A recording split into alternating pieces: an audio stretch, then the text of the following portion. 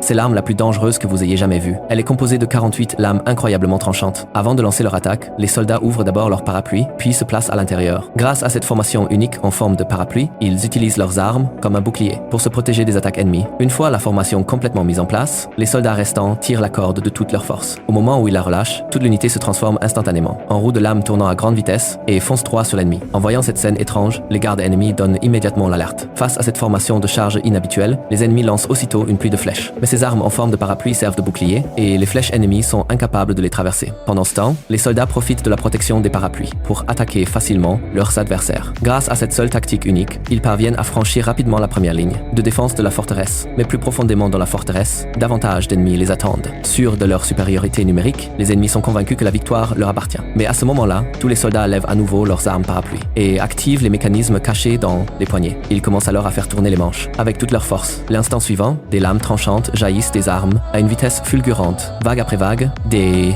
milliers de lames s'abattent sur l'ennemi, comme une pluie de balles, telle une violente averse de grêle. Les ennemis ne s'attendaient absolument pas à cette attaque et n'ont même pas eu le temps de l'esquiver. Après cette première vague d'assaut, ces soldats des forces spéciales continuent d'avancer lentement, en gardant leur formation unique. Alors voici la question. Si vous étiez à leur place, quelle méthode utiliseriez-vous pour briser cette formation de bouclier?